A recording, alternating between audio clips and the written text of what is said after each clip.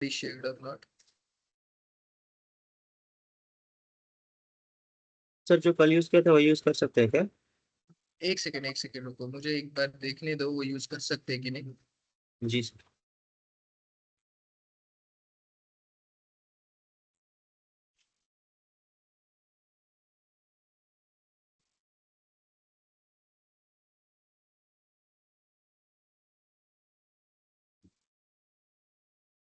Sir वो Excel का जो डेटा था ना, सेल्स वाला। यस, सब लोग ये वाली लिंक ज्वाइन करो जो कल मैंने भेजी थी। I will again reshare in the group.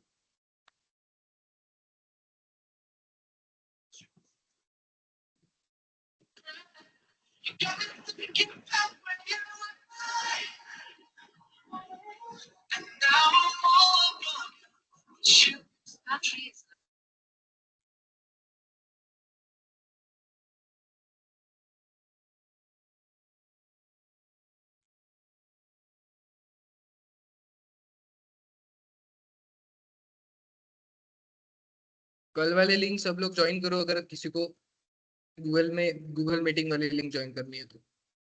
ठीक है, ज्यादा ही हैंग हो रहा है। एक सेकेंड रुको, लैपटॉप स्पेसिफिकेशन में फिर से भेज देता हूँ।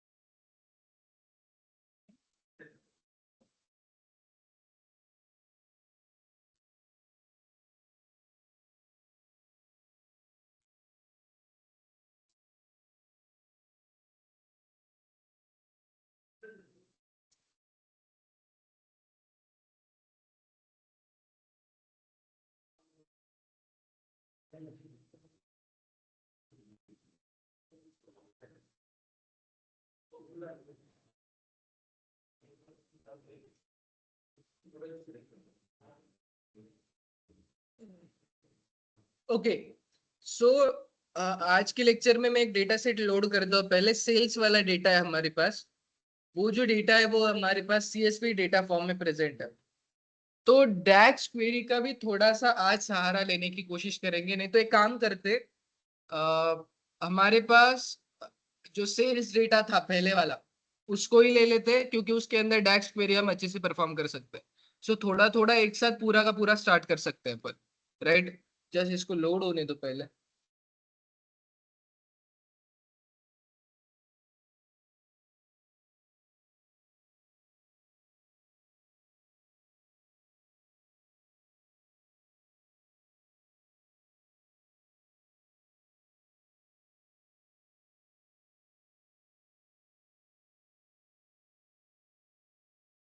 ठीक है, सो हमारा जो डेटा है ना वो एक्सेल के फाइल में है। तो मैं यहाँ पे क्या कर, लेट मी सी की recording as well as video, yes. तो मैं यहाँ पे एक्सेल के वर्कबुक को एक बार क्लिक कर देता हूँ। अच्छा अच्छा, just a second.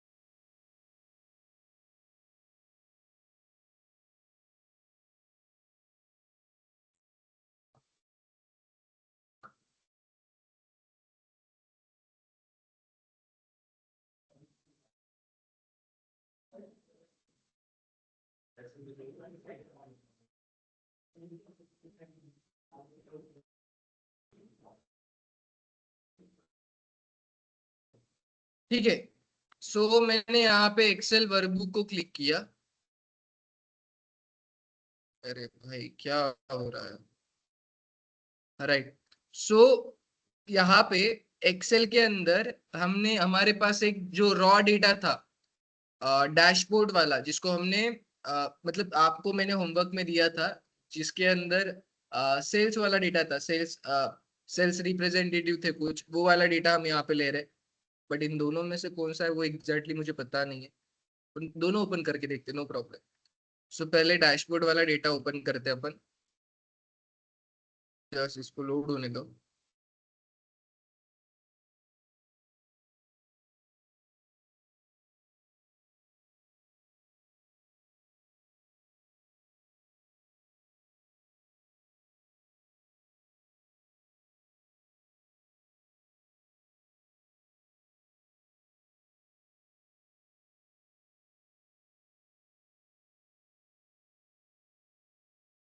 So this is our data,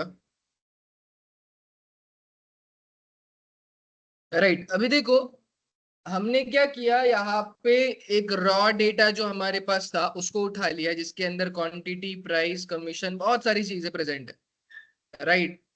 कौन से स्टेट में सेल हुआ था, किसने किया था, जॉन ने, मार्क ने, लोरा ने, स्टेसी ने, बॉब ने, सबका यहाँ पे नाम है। एंड क्या क्या प्रोडक्ट उन्होंने बेचा था उसका भी नाम यहाँ पे, कौन से डेट पे बेचा था वो भी है। फिर यहाँ पे लास्ट में you can see the state also. मैं इसको डायरेक्टली लोड कर देता हूँ, ट्रांसफॉर्म नहीं किया मैंने डायरेक्टली लोड कर दिया इसको। ठीक है, जस्ट अ सेकेंड, इसको लोड होने दो एक बार। गुड।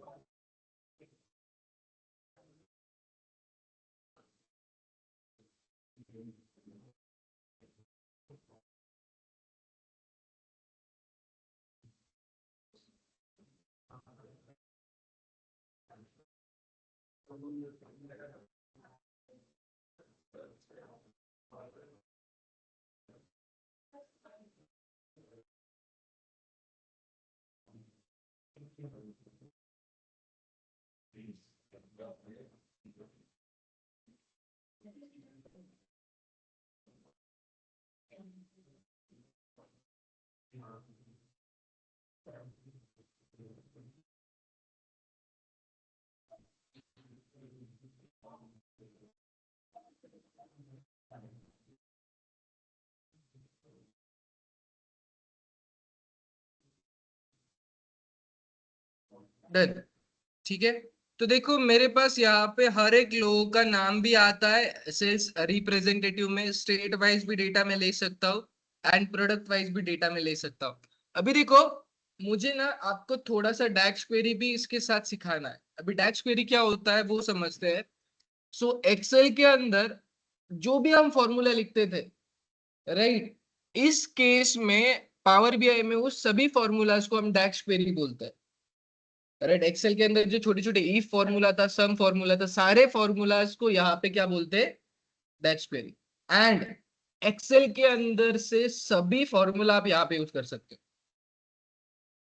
तो एक्सेल के अंदर हमने सम सीखा, एक्सेल के अंदर हमने बहुत सारे फॉर्मूला सीखे, इंडेक्स एंड मैथ सीखे। तो इन शॉर्ट आप एक्सेल के अंदर से सारे फॉर्मूला यहाँ पे यूज कर सकते हो। बस यहाँ पे उसको हम क्या बोलते हैं, डैक्स क्वेरी। चलो एक छोटा सा एग्जांपल मैं बताता हूँ। सो यहाँ पे क्या है, प्राइस एंड क्वांटिटी वाला एक कॉलम है, मुझे एक नया कॉलम क्रिएट करना है, राइट। आज हम हमारा फर्स्ट डैक्स क्वेरी लिखेंगे एंड मेरे नया कॉलम का नाम क्या होगा, टोटल सेल्स। सो वो कैसे बनेगा, प्राइस प्लस क्वांटिटी से, प्राइस मल्टीप्लाई बाय क्वांटिटी से। तो डैक्स क्वेरी में हमारे पास दो ऑप्शंस होते हैं, एक होता है कॉलम डैक्स एंड एक होता है केपीआई डैक्स।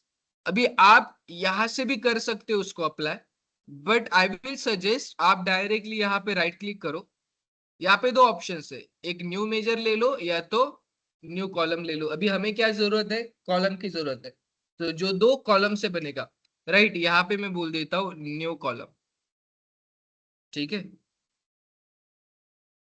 राइट। सो अभी ये न्यू कॉलम कैसे बनेगा, देखो जैसे ही मैंने यहाँ पे डैक्स क्वेरी को ओपन कर दिया, इसने फॉर्मूला बार ओपन कर दिया, एक एक्सटर्नल टूल। पहले table tools and column tools नहीं ऑप्शन था यहाँ पे, बट उसने बाद में उसको इनेबल कर दिया। अभी देखो इस कॉलम की जगह पे मैं क्या लिखता हूँ, मैं यहाँ पे बोलता हूँ टोटल सेल्स यहाँ पे। एंड टोटल सेल किससे बनेगा, जो मेरा डेटा है, राइट। डेटा में से प्राइस को उठा लो, स्पेस मल्टीप्लाई बाय, फिर से डेटा डालो, डेटा में से क्वांटिटी को उठा लो। सो आप सिर्फ कुछ तो भी लिखने का स्टार्ट कर दो, वो जो हॉवर करता है ना, वो डायरेक्टली आपको सोल्यूशन दे देगा, आपको ये यूज करना है क्या। सो मैंने data of price multiply by data of quantity बोला, एंड फिर इसको डायरेक्टली यहां से भी ओके बोल सकता हूँ और एंटर दबा सकता हूँ, ठीक है। It will work on it and it will create a new column for me here, total sales one. इसी तरह से आपने अपने लाइफ की पहली डैक्स क्वेरी लिखी, ओपन कर, राइट। हाँ हाँ,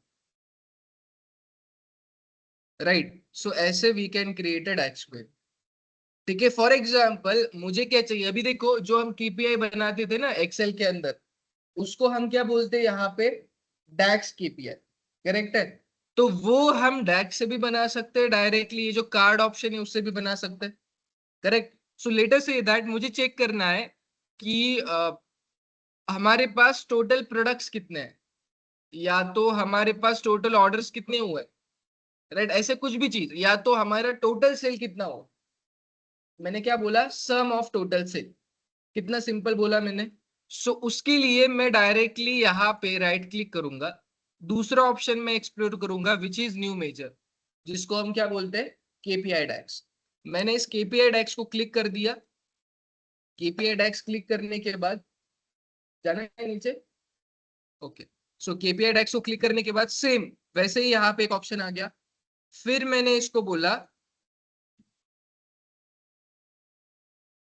सम ऑफ टोटल सेल्स, क्लियर है। फिर यहाँ पे जाके मैं क्या करूंगा, सिर्फ मैं लिखूंगा SUM, सम, टैब दबा दूंगा। किसका सम चाहिए मुझे, इस टोटल सेल का, क्लोज द ब्रैकेट, एंटर। सो यहाँ पे सम ऑफ टोटल सेल आ गई। Just a second guys, yes ma'am बोलो।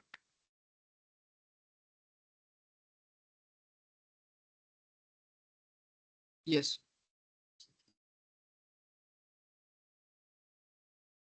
मैम, मैं ऑफिस में जा ही नहीं रहा हूँ, मैं DY पाटिल कॉलेज जा रहा हूँ ना, तो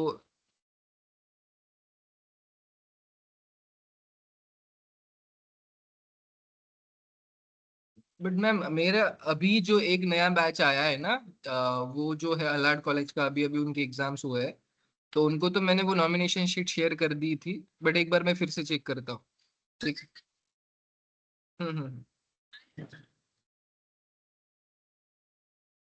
ओके ओके, ठीक है, मैं करता हूँ।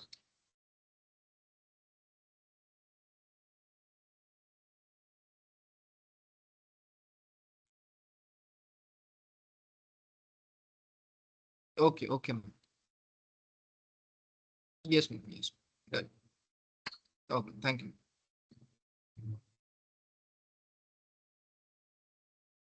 राइट, सो देखो कितना आसानी से मैंने यहाँ पे मेरा डैक्स क्वेरी लिख दिया। अभी देखो, अभी ये मैं यहाँ पे एक कार्ड बना लेता हूँ, या तो मैं यहाँ पे एक ऑप्शन भी हमारे पास होता है कॉल्ड KPI, उसके अंदर ही भी हम इसको डाल सकते हैं।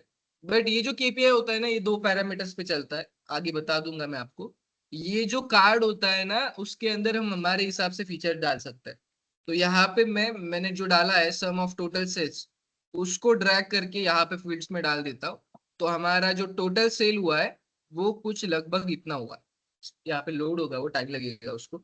राइट, अभी देखो, मैं आपको एक बात बताता हूँ। सो बेसिकली ये क्यों यूज करना है, डायरेक्टली ये क्यों यूज नहीं करना है, ऐसा कोई कंपल्शन है नहीं।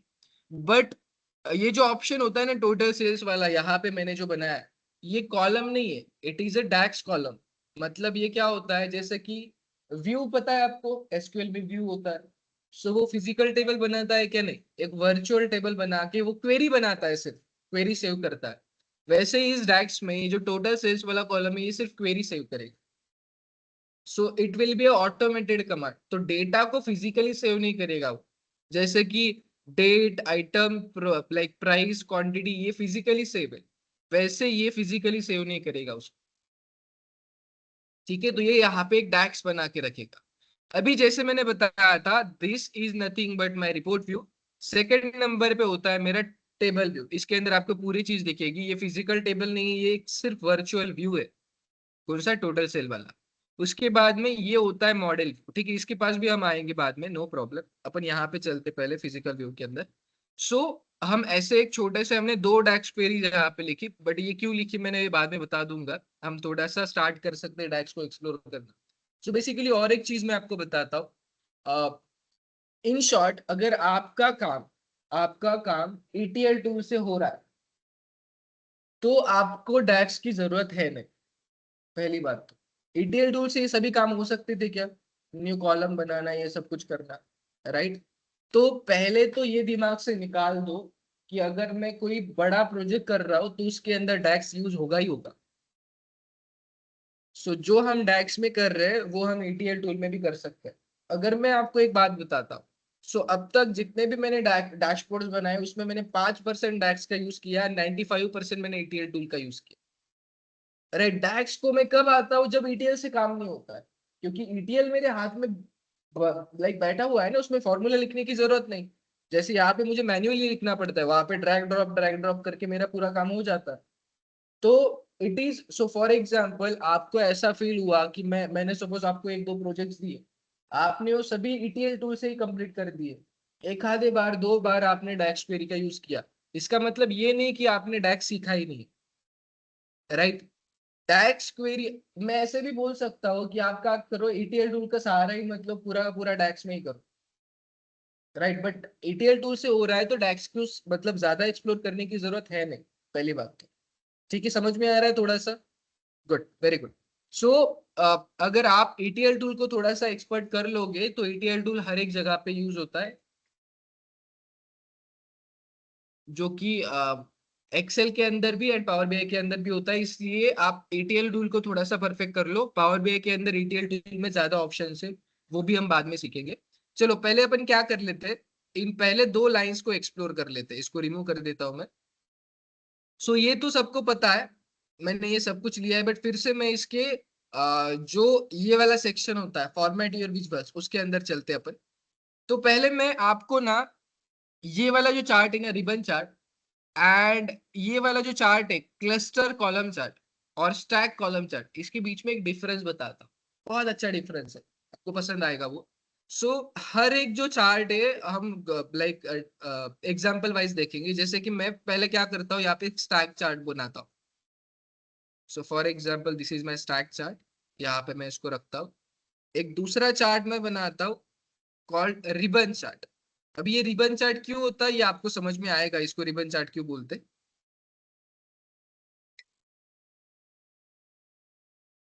हेलो। हाँ हाँ हाँ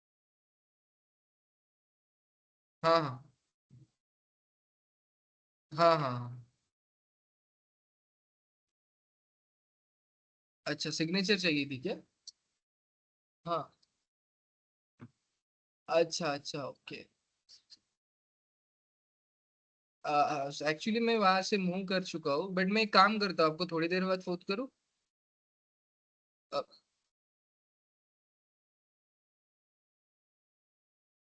अच्छा ओके।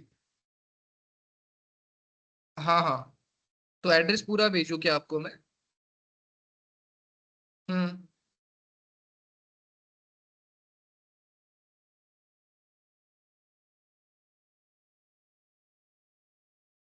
हम्म।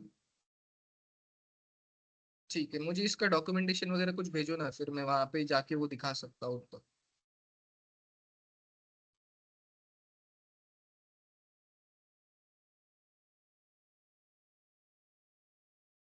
हाँ हाँ।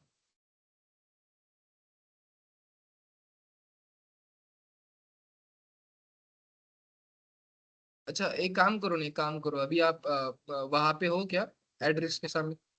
ठीक है, तो एक एक सेकंड दे दो मुझे, मैं आपको किसी को भेजता हूँ नीचे वो लेने के लिए। हाँ, एक सेकंड। क्या मायूस।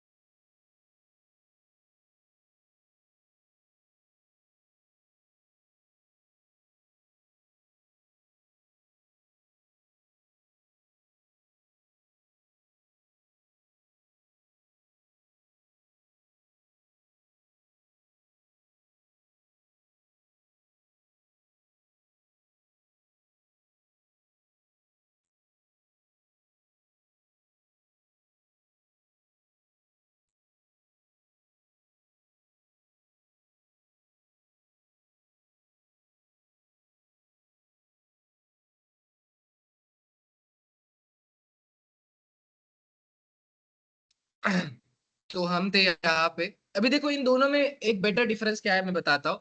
सो फॉर एग्जाम्पल मैं इसके अंदर क्या डालता हूँ, ये वाला जो पहला ग्राफ है, एक्स एक्सिस के अंदर मैं सेल्स रिप्रेजेंटेटिव का नाम डाल देता हूँ, वाई एक्सिस के अंदर उसने टोटल कितने रुपए का सेल किया है वो डाल देता हूँ।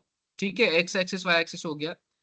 एंड जो लेजेंड सेक्शन है उसके अंदर मैं प्रोडक्ट को डाल देता हूँ। सो बेसिकली ये जो स्टेसी है, उसने 3 लाख कुछ तो भी 30,000 40,000 का सेल किया था, यहाँ पे दिख रहा है 3,40,000।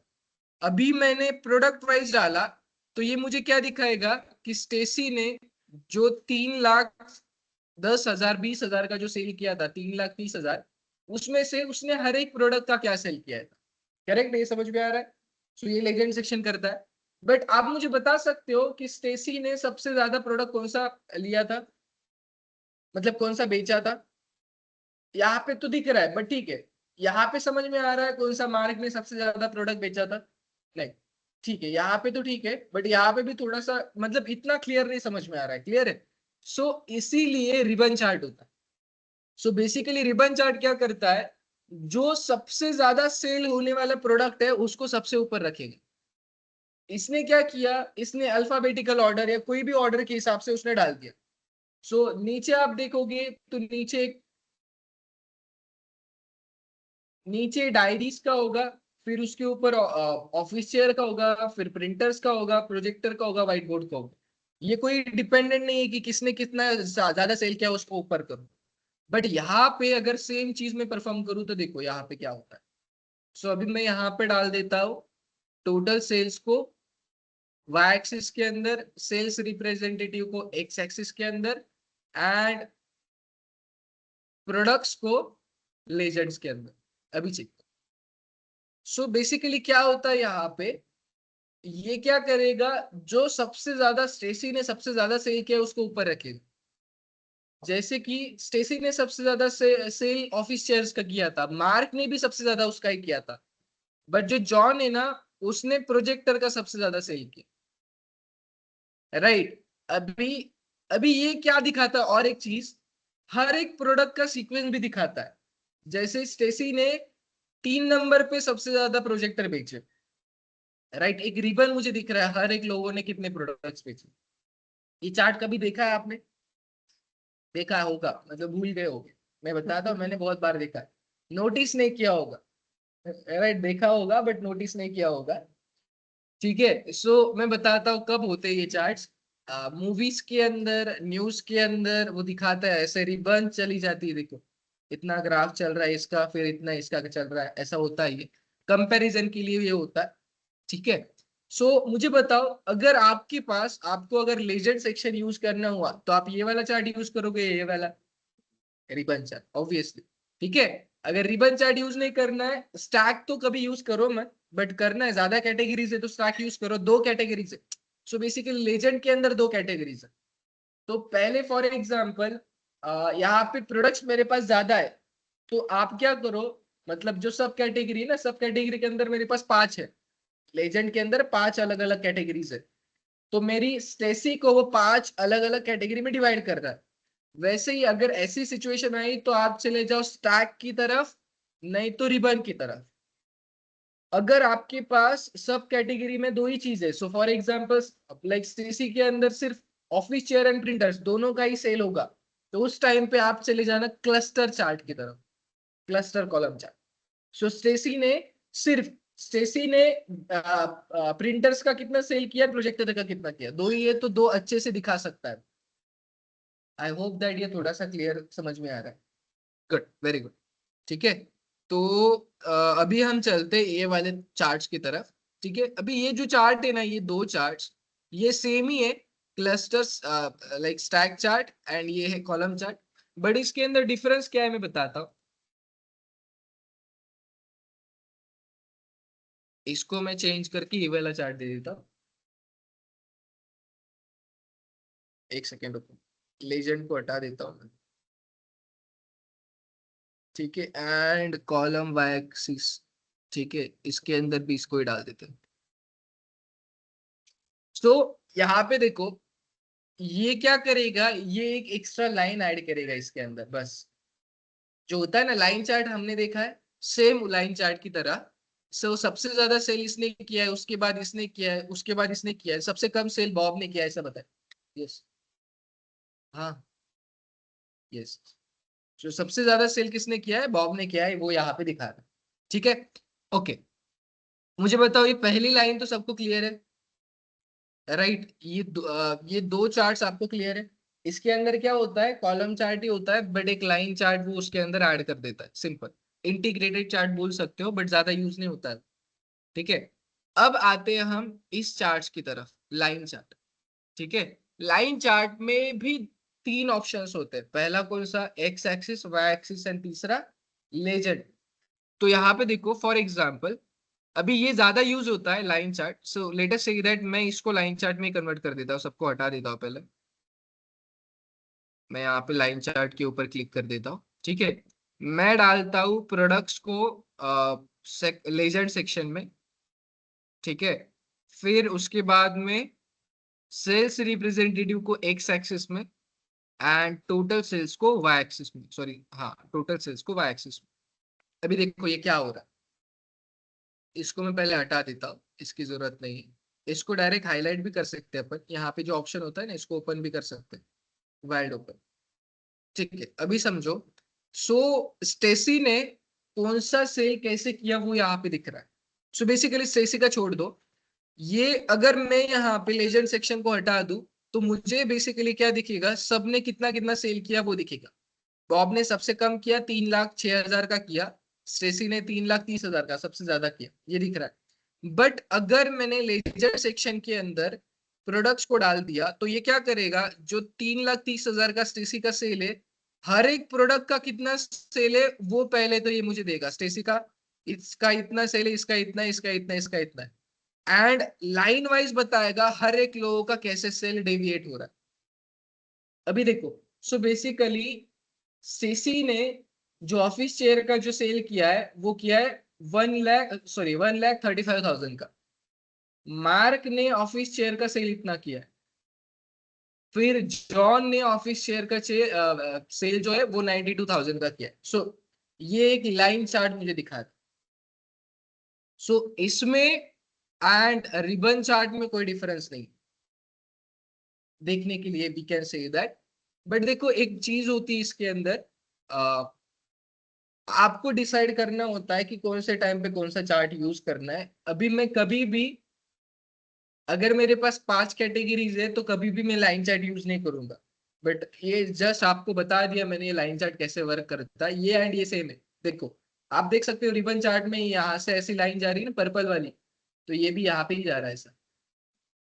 सेम ये एंड ये सेम ही है, बस इसको लाइन चार्ट में लाइक बनाया है एंड इसको कुछ दूसरे चार्ट में दिखाया। ठीक है, अभी इसमें एंड इसमें क्या डिफरेंस है वो मैं बता देता हूँ। सो यहाँ पे आपको इंडिविजुअली सेल तो पता चलेगा, बट यहाँ पे आपको इंडिविजुअली कंपैरिजन कर सकते हो। सो बेसिकली देखो, आपको ऐसा लग रहा होगा कि स्टेसी ने सबसे ज्यादा सेल किया है, तो ऑफिस चेयर का सेल सबसे ज्यादा उसने ही किया होगा। बट ये जो ग्राफ है ना, ये हर एक लोगों का इंडिविजुअल सेल बताता ही है, बट प्रोडक्ट वाइज भी बताता है। अगर आपको लग रहा होगा स्टेसी ने सबसे ज्यादा ऑफिस चेयर का सेल किया है क्योंकि उसका सबसे ज्यादा सेल है, तो ऐसा नहीं है। ऑफिस चेयर का सेल सबसे ज्यादा इसने किया है, लोरा ने, 1,38,000 का। सो ये आपको रिबन चार्ट में नहीं देखने के लिए मिलेगा।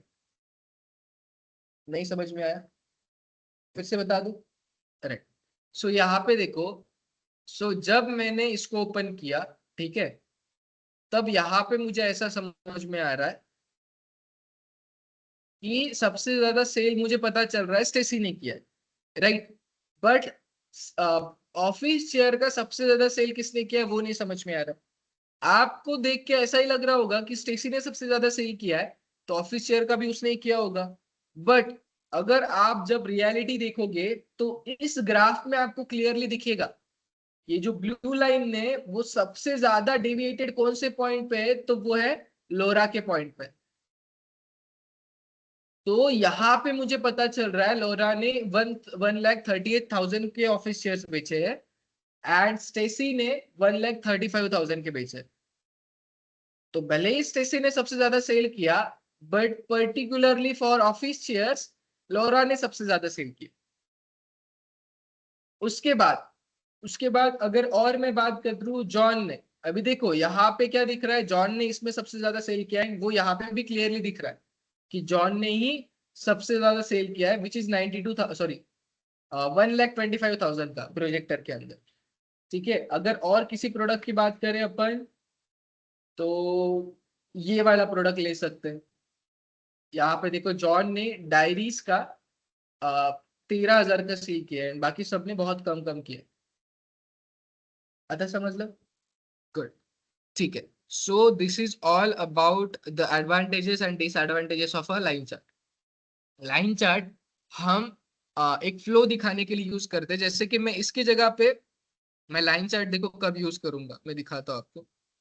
Let me explore it. इसको बड़ा करते यहाँ से, फोकस मोड बोलते हैं इसको।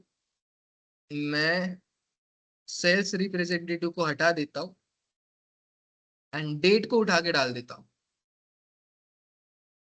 ठीक है, यहाँ से ईयर को हटा दूंगा, क्वार्टर को हटा दूंगा, मंथ वाइज डेट दिख रही है, चलो मंथ को भी हटा देते हैं, डे वाइज से। सो देखो 0 से लेके 35 को डेट दिख रही है मुझे। यहाँ पे आपको एक पिक एंड कम ऊपर नीचे एक डेटा पैटर्न समझ में आ रहा होगा। मैं बताता हूँ कौन सा पैटर्न है। ये 2 दिन में आपको ऊपर डेटा दिख रहा है, ऊपर नीचे। So let us assume that this is 5 को फ्राइडे था, सैटरडे था, संडे था। फिर से यहाँ पे ऊपर नीचे डेटा दिख रहा है एग्जैक्टली 7 दिन बाद। फिर से यहाँ पे 7 दिन बाद ऊपर नीचे डेटा दिख रहा है। सो ये वीकेंड जो होता है ना, उस टाइम पे पिक एंड लोअर मुझे दिख रहा है।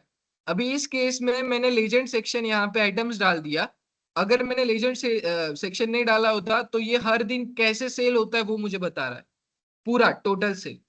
अगर मैंने लेजेंड सेक्शन को इसके अंदर डाल दिया है, इसका मतलब मैंने क्या किया है कि हर एक प्रोडक्ट का इंडिविजुअली मैं ग्राफ एनालाइज कर रहा हूँ। सो इस हिसाब से अभी देखो, यहाँ पे मैंने सम ऑफ टोटल सेल्स किया है, तो सेल्स की जगह पे मैं क्वांटिटी डाल देता हूँ, तो क्वांटिटी के हिसाब से ग्राफ मेरा कुछ अलग दिखेगा। देखो, सो पैसे के हिसाब से सबसे ज्यादा ऑफिस चेयर से लाइक बिक रहे हैं। बट अगर क्वांटिटी वाइज बात करें तो सबसे ज्यादा जो क्वांटिटी बेची जा रही है वो व्हाइट बोर्ड की एंड प्रिंटर्स की बेची जा रही है। वो जो ऑफिस चेयर है ना, उसकी क्वांटिटी सबसे कम है, बट प्राइस ज्यादा है, इसके लिए उसका सेल ज्यादा दिख रहा है। समझ में आ रहा है, राइट? तो क्वांटिटी को एंड सेल्स को आपको इंडिविजुअली डील करना पड़ेगा ऑन प्रायोरिटी, ठीक है? अभी चलते हैं नेक्स्ट ग्राफ की तरफ, इसकी तरफ, एरिया चार्ट। ठीक है, तो एरिया चार्ट के अंदर मैं यहाँ पे प्लॉट कर देता हूँ। Same x axis y axis होता है, मैं प्रोडक्ट्स को डाल देता हूँ एक्स एक्सिस में, वाई एक्सिस के अंदर में सम ऑफ टोटल सेल्स को डाल देता हूँ। ठीक है, अभी it is almost similar like a line chart, but वो लाइन के नीचे उसको फिल कर देता है लाइक एरिया चार्ट, ऐसा बोल देता है। इसके अंदर हम लेजेंड सेक्शन भी डाल सकते हैं, जैसे कि सेल्स रिप्रेजेंटेटिव को मैं डाल देता हूँ लेजेंड में, तो ये ज्यादा चार्ट्स मुझे बना के दिखाए। कोई डिफरेंस नहीं है इसके अंदर एंड लाइन चार्ट के अंदर। लाइन चार्ट के अंदर क्या होता है, एक ही लाइन होती है। यहाँ पे क्या करेगा वो, सो बेसिकली उस लाइन के नीचे वाले एरिया को फिल कर देगा। सो ये मुझे बता रहा है कि सेल, सो मैं इसको सेल्स रिप्रेजेंटेटिव को हटा देता हूँ। सो यहाँ पे ये क्या बता रहा है, ऑफिस चेयर का सेल 6,10,000 का एग्जैक्टली नहीं हुआ है, ये पूरा का पूरा यहाँ से लेके यहाँ तक पूरा उसका वैल्यू है, ऐसा बता रहा है। सो जीरो से लेके यहाँ तक। सो बेसिकली अगर मैं आपको एक बात बताऊं, स्टेप वाइज आपको ये पता है कंपाउंड इंटरेस्ट वगैरह वो सारी चीजें होती है ना, वैसे वो क्या बोल रहा है कि एग्जैक्टली इसको .6 लाख वैल्यूज नहीं मिली है, उसको पहले 1 लाख 2 लाख 3 लाख ऐसे करते करते टोटल 6 लाख वैल्यूज मिली, ऐसा वो बताने की कोशिश कर रहा है। ठीक है, सो लाइन चार्ट अगर मैंने इसको कन्वर्ट कर दिया तो ये लाइन चार्ट होता है। एंड एरिया चार्ट क्या करता है, लाइन के नीचे उसको सिर्फ एरिया फिल कर देता है। सो पहली बात मैं इसके अंदर और एक आपको नोट डाउन करना लाइक बता देता हूँ, सारे चार्ट्स तीन चार्ट्स के ऊपर नीचे ही घूमते हैं, line chart, pie chart, column chart. बस इसका अलग अलग तरीका है। इसके नीचे एरिया डाल दिया तो इसको एरिया चार्ट बोल दिया, राइट? अभी एक के ऊपर एक डाल दिया तो उसको स्टैक कॉलम चार्ट बोल दिया, एक के साइड में एक डाल दिया तो उसको क्लस्टर कॉलम चार्ट बोल दिया, राइट? ओके, तो ये कौन सा है, हमारा स्टैक एरिया चार्ट है। अगर इसके अंदर मैं आइटम्स को, सॉरी आइटम ऑलरेडी है, सेल्स रिप्रेजेंटेटिव को लीजेंड में डाल दूं तो देखो क्या होगा, स्टैक, कोई डिफरेंस नहीं है। अगर मैंने इसको ले लिया 100% स्टैक एरिया चार्ट, तो पूरा पूरा जो बॉक्स है उसको फिल कर देगा। देखो पूरा बॉक्स फिल कर दिया। इसके हिसाब से कितना किसका सेल है, 100%। अगर ऑफिस चेयर का 100% सेल है तो सबसे ज्यादा किसने किया है वो इसमें समझ में आ जाएगा। जैसे कि व्हाइट बोर्ड का सेल जो है, ब्लू वाले ने सबसे ज्यादा किया है, मतलब बॉब ने सबसे ज्यादा किया, वो यहाँ पे सिर्फ बता रहा है और कुछ। ये तो हमारा ऑलरेडी हो चुका है, this is also done, ribbon chart. ठीक है, this is water flow chart बोलते हैं इसको। ये आपने देखा होगा कहीं पर, स्टॉक मार्केट में देखा होगा। सो वाटर फ्लो चार्ट क्या होता है, बेसिकली ये उस पॉइंट से सबके अलग इंडिविजुअल पॉइंट्स बताता है। देखो मैं पहले इसको इंडिविजुअली बताता हूँ, ब्रेक डाउन निकाल देता हूँ। ठीक है, categories wise total y axis में सम ऑफ सेल्स। सो इसके अंदर समझो, तो टोटल हमारा सेल 10 लाख का हुआ है, फॉर एग्जाम्पल 15 लाख का सेल हुआ है, तो उसमें से ऑफिस चेयर का सेल सबसे ज्यादा है, उसके बाद में प्रोजेक्टर का सबसे ज्यादा है, उसके बाद में है फिर प्रिंटर का इतना है, फिर व्हाइट बोर्ड का इतना है, सबका कंट्रीब्यूशन बता रहा है वो, किसका कितना है किसका कितना है। अगर मैंने इसी चार्ट को इसमें दिखा दिया तो ये क्या करेगा, एक ऐसे दिखा देगा, बट ये टोटल नहीं मुझे बता रहा है। बट अगर मैंने वहां पे उसी जगह पे वाटर फ्लो चार्ट बना दिया तो ये क्या करता है, सबका इंडिविजुअल बता के टोटल कितना हुआ है वो भी बताता है। सो टोटल 15,88,000 का हुआ है मेरा सेल, एंड इंडिविजुअली सबने लोगों ने कितना किया है वो भी यहाँ पे उसने मुझे बता दिया। ठीक है, और अगर मैं इसके अंदर मेरा सेल्स रिप्रेजेंटेटिव को डाल दूं ब्रेकडाउन, अभी देखो ब्रेकडाउन में सेल्स रिप्रेजेंटेटिव को डाला, यानी कि क्या किया। सो ऑफिस चेयर का सबसे ज्यादा सेल किसने किया, राइट। फिर उसके बाद में कम कम होते होते हुए, मतलब सिर्फ ऑफिस चेयर का जॉन ने कितना किया, मार्क ने कितना किया, बॉब ने कितना किया, स्टेसी ने कितना किया, ये सबका सेल बता रहा है ऑफिस चेयर का, राइट। प्रोजेक्टर का भी ये सबका सेल बता रहा है, प्रिंटर्स का भी ये सबने कितना सेल किया वो बता रहा है। गुड, समझ में आ रहा है सबको? ठीक है, गुड। सो आप जैसे ज्यादा एक्सप्लोर करोगे तो अच्छा समझ में आ जाएगा ये। ठीक है, फनेल चार्ट सबको ऑलरेडी पता है क्या होता है, सबसे ज्यादा किसका चीज का सेल है वो यहाँ पे ऊपर रखता है। मैं इसको, इसके अंदर लेजेंड सेक्शन एक बेसिकली होता है नहीं, बट टूल पिक में देखते नहीं, इसकी जरूरत नहीं है फिलहाल, इसको हटा देता हूँ। ये सब कुछ क्लियर करेंगे हम। टूल पिक क्या होता है, क्रॉस रिपोर्ट क्या होता है, की पॉल फिल्टर्स क्या होता है। सो की पॉल फिल्टर्स क्या होता है, बेसिकली अगर मैंने दूसरे ग्राफ में किसी फिल्टर को सिलेक्ट कर लिया तो यहाँ पे चेंजेस होने चाहिए कि नहीं होने चाहिए वो बताता है, राइट। फिर क्रॉस रिपोर्ट मतलब यहाँ पे मैंने क्लिक कर दिया इसको, तो दूसरे पेज के ऊपर चेंजेस होने चाहिए कि नहीं वो होने चाहिए, वो यहाँ पे मेंशन करता है वो। ठीक है, इसको स्कैटर्ड चार्ट बोलते हैं। स्कैटर्ड चार्ट बेसिकली बहुत इंटरेस्टिंग टॉपिक है। पता है सबको स्कैटर्ड चार्ट क्यों क्यों प्लॉट करते हैं? चलो, हिस्टोग्राम एंड स्कैटर्ड चार्ट में मुझे कोई डिफरेंस बता सकता है? ये आएगा हमारे इसके कंसेप्ट में।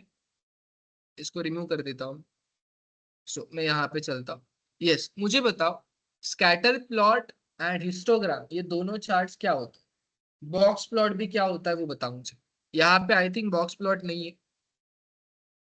We don't have box plot here. Yes, we don't have box plot. Yes, बताओ इंडिविजुअली क्या होता है? कंपैरिजन। कंपैरिजन किसमें? स्कैटर्ड में? Yes, scatter. क्या कंपेयर करता है वो?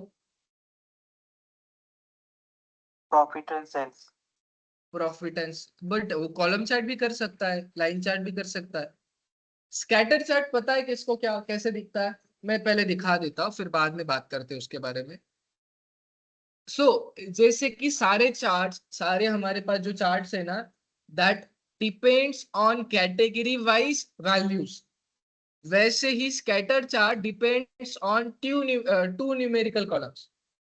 सो बेसिकली हमारे नॉर्मल चार्ट्स में क्या होता है, एक कैटेगरिकल वेरिएबल होता है, एक न्यूमेरिकल वेरिएबल होता है। किसने कितना सेल किया वो बता रहा है। जॉन ने इतना किया, इसने इतना किया, इसने इतना किया। बट स्कैटर्ड प्लॉट में दोनों भी न्यूमेरिकल वेरिएबल्स होने चाहिए, मतलब एक्स एक्सिस पे भी न्यूमेरिकल, वाई एक्सिस पे भी न्यूमेरिकल। मतलब आप कैटेगरी नहीं मेंशन कर सकते हो, वहां पे रेंज ही होती है दोनों टाइम पे। ठीक है, मैं बताता हूँ। ये स्कैटर्ड प्लॉट को मैं थोड़ा सा एक्सपांड कर लेता हूँ। इसके अंदर फॉर एग्जांपल अपन डालते प्राइस एंड क्वांटिटी को यहाँ पे डाल देते, प्राइस क्वांटिटी,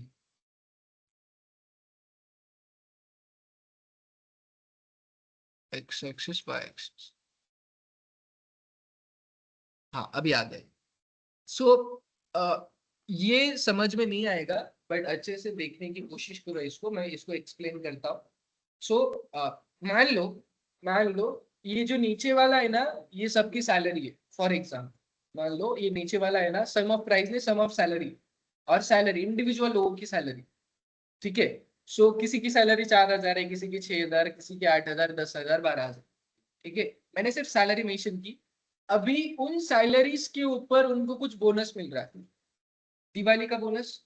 मान लेते एक की सैलरी 4,000 है, तो उसको ना कितना बोनस मिला, 4 रुपए बोनस मिला फॉर एग्जाम्पल। इसकी सैलरी कितनी है, इसकी सैलरी लगभग 3,000 है, तो उसको 20 रुपए के आसपास बोनस मिला। तो बेसिकली स्कैटर्ड प्लॉट इसमें क्या बताने की कोशिश कर रहा है मैं बताता हूँ। स्कैटर्ड प्लॉट सबसे पहले समराइज आंसर नहीं देता है, ये क्या करता है, सभी डेटा पॉइंट्स को प्लॉट कर देता है। कैसे? दोनों न्यूमेरिकल वेरिएबल्स, अगर इसकी सैलरी ये है तो इसको इतना बोनस मिला, इसकी सैलरी है तो इसको इतना बोनस मिला। Basically, scattered chart is used to tell us about the correlation between two variables. Correlation मतलब पहला वेरिएबल दूसरे वेरिएबल के ऊपर कितना डिपेंडेंट है। अगर इसकी सैलरी 4000 है तो इसका बोनस कम है या ज्यादा है।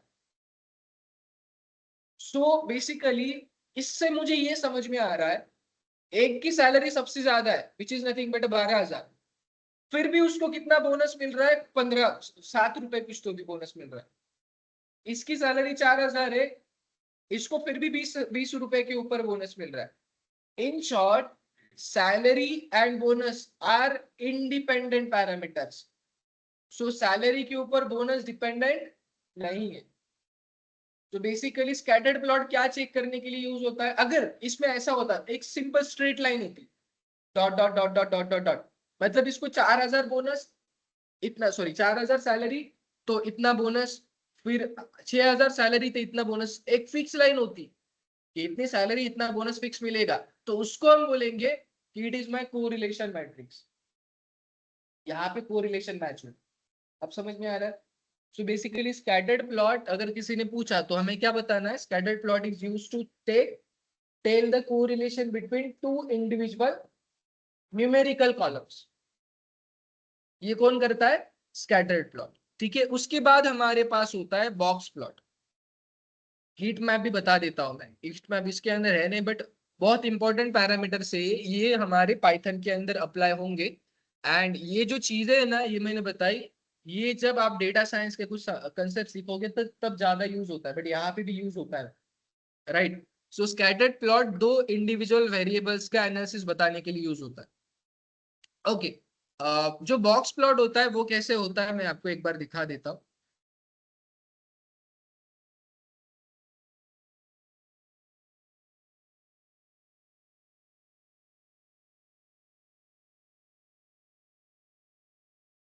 ये आपने देखा होगा हर बार, बट इसको क्या बोलते हैं एग्जैक्टली वो समझा देता हूँ।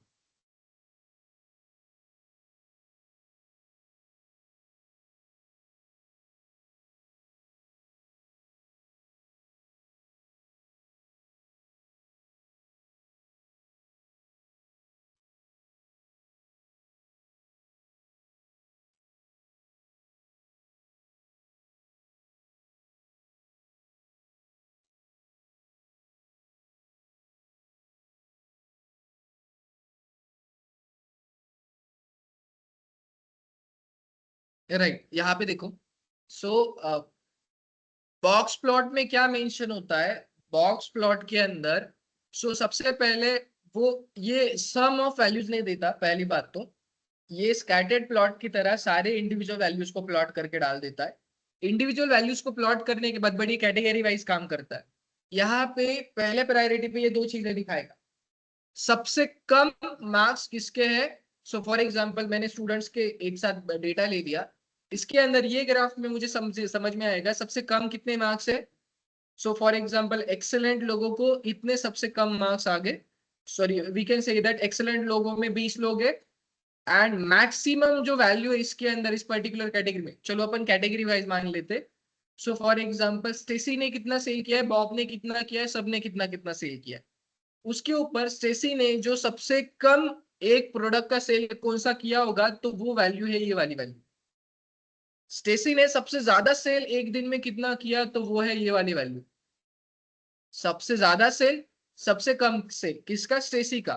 स्टेसी ने एवरेजली कितना सेल किया हर दिन, वो वाला सेल। यहाँ पे क्या आएगा, बीच वाली लाइन एवरेज। तो इंडिविजुअली सबका बताएगा।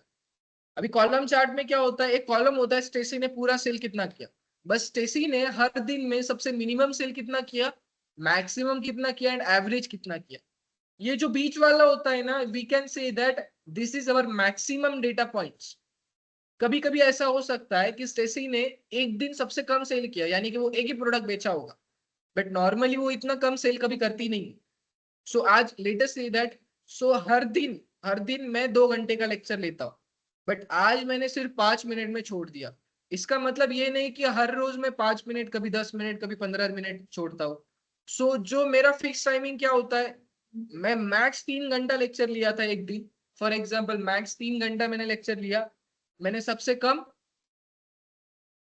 5 मिनट लेक्चर लिया, बट ऑन एन एवरेज मैं 1.5 घंटा लेक्चर लेता हूँ, ऑन एन एवरेज 1.5 घंटा लेता हूँ। कभी मैं 1 घंटा 15 मिनट में छोड़ देता हूँ, कभी मैं 1 घंटा 40 मिनट पे छोड़ देता हूँ, एंड एवरेजली 1 घंटा 30 मिनट। सो बेसिकली मेरे मैक्सिमम पॉइंट्स जो रेंज के ऊपर है ना Q1 एंड Q3 के बीच में, वो सारे यहाँ पे मेंशन होते हैं। इसको बोलते हैं बॉक्स प्लॉट। आई थिंक ये थोड़ा सा क्लियर है सब। बॉक्स प्लॉट समझ में आ रहा है? So this is maximum point, this is minimum point, this is average point. ये फर्स्ट क्वार्टर, ये थर्ड क्वार्टर। नहीं समझ में आ रहा है? समजतंय सगळ्यांना? कन्फर्म समजतंय? Very good. यस परत एकदा समजा. हाँ। सो ये क्या होता है, फॉर एग्जाम्पल ये स्टेसी का सेल है। स्टेसी ने सबसे कम सेल कितने रुपए का किया वो यहाँ पे दिखाएगा। स्टेसी ने सबसे ज्यादा सेल कितने रुपए का किया वो यहाँ पे दिखाएगा। स्टेसी ने एवरेज सेल कितना किया वो यहाँ पे दिखाएगा बीच में। स्टेसी की अपर Q1 एंड Q3, ये बीच में तो मिडल क्वार्टर होती है, second quarter which is mean value, but Q1 and Q2 की वैल्यू यहाँ पे वो दिखाएगा, Q1 एंड Q3 की वैल्यू। Is that clear? हाँ, मैं बताता हूँ। अब दिख रहा है? सो ये मीडियन नहीं बोल सकते, मैं गलत है, दूसरा दिखाता हूँ। मीडियन भी बोल सकते हैं इसको, बट मीडियन क्या होता है, मिडल वैल्यू होता है, maximum value, minimum value, lower quartile upper quartile, यहाँ पे मीडियन वैल्यू, इसको एवरेज भी बोलते हैं हम। ठीक है? So this is how it this is how it looks. मैं इसका ग्राफ आपको भेज दूंगा, नो वरीज। ठीक है? अभी मुझे बताओ, स्कैटर्ड प्लॉट तो सबको समझ में आ गया ना? स्कैटर्ड प्लॉट यूज क्यों होता है? दो न्यूमेरिकल चीजों का कोरिलेशन बताने के लिए। अभी मैं आपको एक छोटा सा ग्राफ यहाँ पे बना के दिखाता हूँ। सोना मना है। 4 लोग दिख रहे हैं मेरे को ऐसे झपकी ले रहे हो। ठीक है, कोई प्रॉब्लम नहीं, ले लो, आपका ही है क्लास। एक सेकेंड ना। सो देखो, मैं यहाँ पे ग्राफ प्लॉट करता हूँ। ये है मेरी एक्स एंड वाई एक्सिस। अरे वाह, ठीक है। सो क्या हुआ, यहाँ पे दिख रहा है। सो फॉर एग्जाम्पल कितनी सैलरी है वो यहाँ पे दिखती है। ठीक है? So this is our salary for example, and this is bonus. So for example किसी की सैलरी 50,000 है, तो उसको बोनस कितना मिलेगा? 10,000। राइट? किसी की सैलरी 1 लाख रुपए है, तो उसको बोनस कितना मिलेगा? 20,000। सो ऐसे ग्रेजुअली जाएगा। किसी की सैलरी बीच में 75,000 है, तो उसको बोनस कितना मिलेगा? 15,000। समझ में आ रहा है मैंने क्या बोला? तो ऐसे डेटा पॉइंट्स आ रहे हैं। किसी की सैलरी इधर भी पॉइंट्स में भी है, बट उसको बोनस उतना ही मिलेगा। तो सभी के जो डेटा पॉइंट्स आ रहे हैं ना, कुछ ऐसे आ रहे हैं स्कैटर्ड प्लॉट में। वन डायरेक्शनल फ्लो दिख रहा है। सो अभी उसका अगर सैलरी इतना है तो बोनस इतना मिलेगा, उसका सैलरी इतना है तो बोनस इतना मिलेगा, उसका सैलरी इतना है तो बोनस इतना मिलेगा। राइट? एक फ्लो में जा रहा है। इसको बोलते हैं perfect 100% correlation. Perfect 100% correlation. And इस कोरिलेशन की एक वैल्यू आती है। कोरिलेशन की इसकी वैल्यू क्या आएगी मैं बताता। सो इस केस में इसकी वैल्यू क्या आएगी? 100% तो नहीं हो सकती, क्योंकि पॉइंट में भी कभी कभी डिफरेंस होता है। इसकी वैल्यू आ सकती है 0 पॉइंट, और सॉरी 9 पॉइंट समथिंग आएगी इसकी वैल्यू। सॉरी 0.999 ऐसी कुछ तो भी इसकी वैल्यू आएगी। 0.999 which is approximately 1, and 1 is nothing but 100% इसका कोरिलेशन है। किसका? सैलरी का बोनस के ऊपर। तो अभी देखो, मेरे पास कभी कभी 10 न्यूमेरिकल कॉलम हो सकते, 10 कॉलम हो सकते हैं। एक के अंदर सैलरी, एक के अंदर बोनस है, एक के अंदर ज्वाइनिंग ईयर है। तो इसकी सैलरी, इसका बोनस ज्वाइनिंग ईयर पे भी डिपेंडेंट हो सकता है। तो ऐसे मेरे पास बहुत सारी चीज है। तो let us say that 10 column है न्यूमेरिकल। तो अभी मुझे क्या करना पड़ेगा, सबके साथ कोरिलेशन चेक करना है। तो पहला कॉलम उठाऊंगा, पहला कॉलम के मैं 9 ग्राफ बनाऊ 10 ग्राफ बनाऊंगा, पहला कॉलम का दूसरे कॉलम के साथ, पहला कॉलम का तीसरे कॉलम के साथ, ऐसे 10 ग्राफ बना लिए। सबका कोरिलेशन का नंबर आ जाएगा मेरे पास एक। ठीक है, अभी दूसरे ग्राफ को पकड़ के बाकी सबके ग्राफ, तीसरे ग्राफ को पकड़ के बाकी सबके ग्राफ, बहुत टाइम लग जाएगा मुझे इसके लिए। करेक्ट है। उस केस में हमारे पास एक चीज होता है जिसको हम बोलते हैं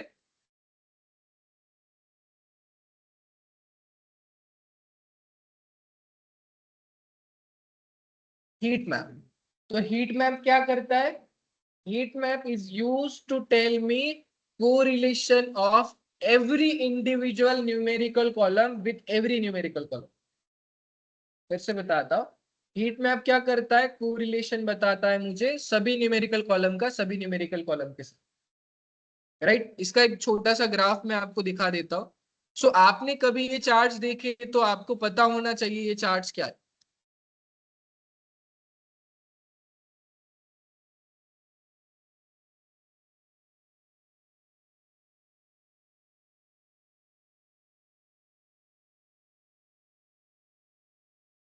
so this is a heat chart, ये वाला वैल्यू भी ले सकते हैं। Heat chart for correlation.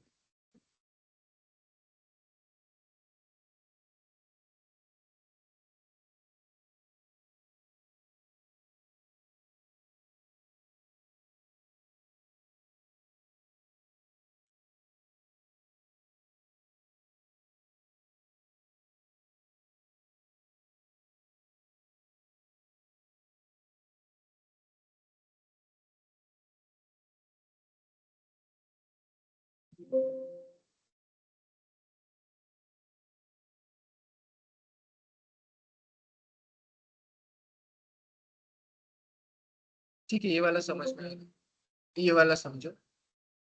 सो यहाँ पे देखो क्या हो रहा है, यहाँ पे 4 न्यूमेरिकल कॉलम्स है एंड ये चारों न्यूमेरिकल कॉलम का एक दूसरे के साथ मल्टीप्लीकेशन होगा, मतलब कोरिलेशन मैट्रिक्स यहाँ पे हिट होगा।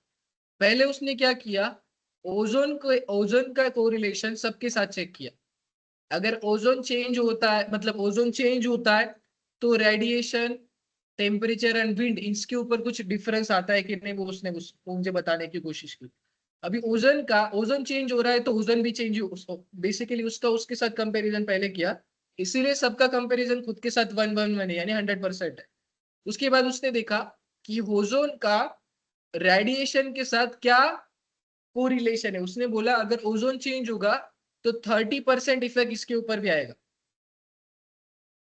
30% इफेक्ट नहीं बोल सकते, इसके अंदर भी चेंजेस आएंगे, बट उसकी वैल्यू 30% डिफ्लेक्शन होगी, रिफ्लेक्शन ऐसे बोल सकते हैं अपन।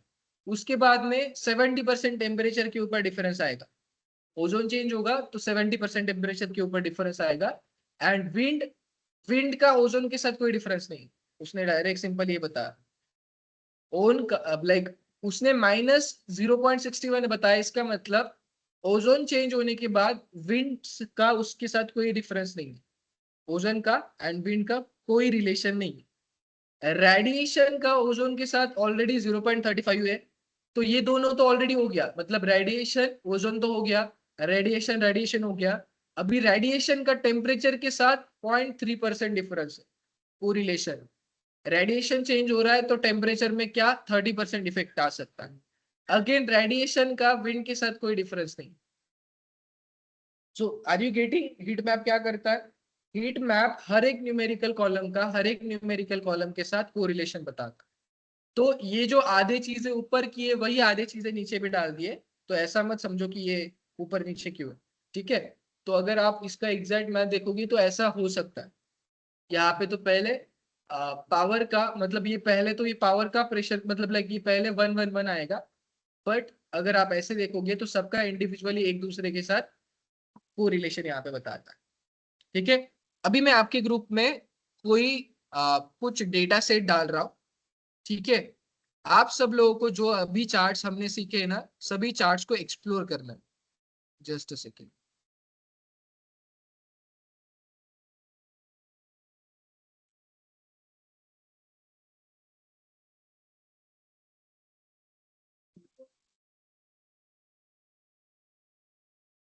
मैं 6 डेटा सेट्स आपके ग्रुप में डाल रहा हूँ।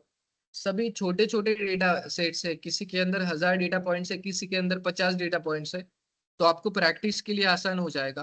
कार डेटा है, एयरलाइन पैसेंजर डेटा है, एम्प्लॉय डेटा है, होटल डेटा है।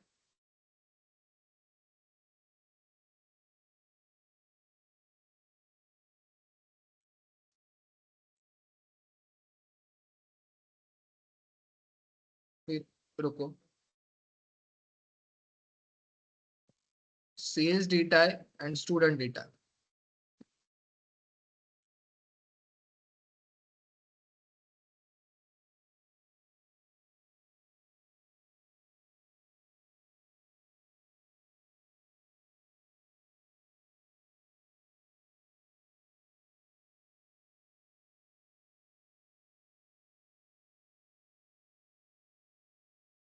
ठीक है, सो ये डेटा सेट मैं आपके ग्रुप में डाल दिया हूँ।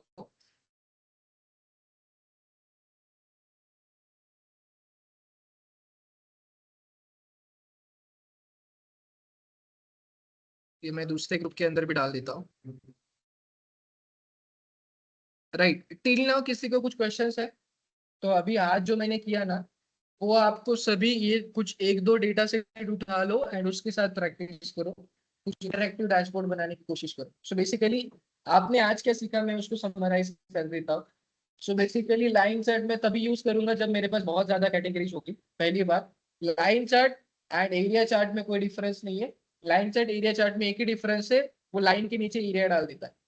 राइट, ऐसे बहुत सारे, लाइक कॉलम चार्ट में आपको एक कॉलम चार्ट सीखने की जरूरत है, बाकी क्लस्टर एंड जो 6 टाइप से एक साथ उसको ऐड कर सकते हो। ठीक है, कॉलम चार्ट में एक नया कॉलम चार्ट हमने सीखा जिसके अंदर सिर्फ लाइन चार्ट इंक्लूडेड थी, इंटीग्रेटेड था। क्लियर है? दूसरी बात, जब हमारे पास लेजेंड सेक्शन होगा एंड कैटेगरीज हमारे पास ज्यादा होगी, तब उसके टाइम पे हम रिबन चार्ट यूज करेंगे, ना कि कॉलम चार्ट या तो क्लस्टर चार्ट। करेक्ट है? राइट, समझ में आ रहा है? Very good. ठीक है, अभी मैं लाइन चार्ट का और लेजेंड वाला एक एग्जांपल आपको बताता हूँ फिर से। So basically if someone ask me कि मुझे आप डेटा दिखा दो, डेली डेटा दिखा दो, हर रोज का डेटा दिखा दो, तो मैं क्या करूंगा पता है? हर रोज का डेटा दिखाऊंगा, मतलब 1 तारीख से लेके 30 तारीख तक। एंड उसने मुझे बोला कि मंथ वाइज भी क्या डिफ्लेक्शन हो रहा है हर एक डेटा पॉइंट्स के लिए, वो दिखाओ। तो मंथ को उठा के मैं लेजेंड में डाल दूंगा। सो मेरे पास 12 सिंगल सिंगल लाइन्स होगी, 12 लाइन्स। उस टाइम पे I can use the line chart to show the month as well as day wise sales. Clear है? इसका एग्जांपल है, सो फॉर एग्जांपल किसी ने बोला मंथ वाइज आप मुझे क्या बता दो, या तो डे वाइज आप मुझे बता दो कि 30 दिन का डेटा मुझे बता दो कि समर में, विंटर में, ये जो 4 जो सीजन होते हैं, वो 4 सीजन में कैसे डेटा रिफ्लेक्ट हो रहा है। 3 सीजन होते हैं, हाँ। राइट, ठीक है। So let me share this with you. एक बार प्रैक्टिस करो, जो समझ में नहीं आ रहा है ग्रुप पे डायरेक्टली पूछ लो, मैं बता दूंगा। सितंबर का हो गया, ये अगस्त का।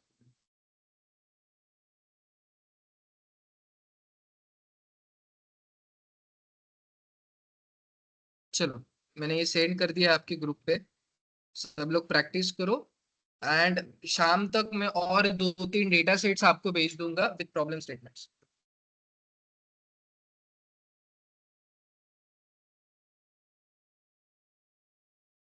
अभी आपको एक छोटी सी चीज करनी है, मैं आपको बता देता हूँ। मैं आपके ग्रुप में ना मेरी गिटहब की लिंक डाल रहा हूँ, जहाँ पे मैंने कुछ प्रोजेक्ट्स करके डाल दिए।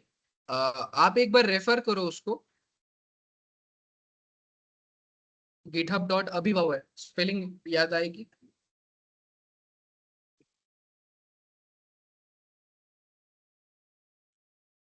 इसके अंदर कुछ प्रोजेक्ट्स है, हर एक चीज के प्रोजेक्ट्स है। उसके अंदर एक टॉप्स नाम की रिपोजिटरी होगी, जो पहले मैं वहां पे काम करता था, तो उनके यहाँ पे मैंने बहुत अच्छे अच्छे प्रोजेक्ट्स किए थे।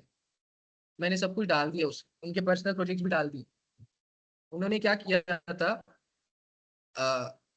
मैं घर पे यहाँ पे आया था दिवाली के लिए, एंड 15 दिन छुट्टी ले ली थी। तो उन्होंने क्या किया, 15 दिन की सैलरी मुझे दी नहीं थी उन्होंने। बोले कि हमें लगा कि आप छोड़ के चले गए। And मैं ऐसे ही आया था, बोला 15 दिन की छुट्टी चाहिए, अगले दिन बोला था 15 दिन की छुट्टी चाहिए, मैं जा रहा हूँ। एक सेकेंड रुको, पहले मुझे इसको पेस्ट करने दो।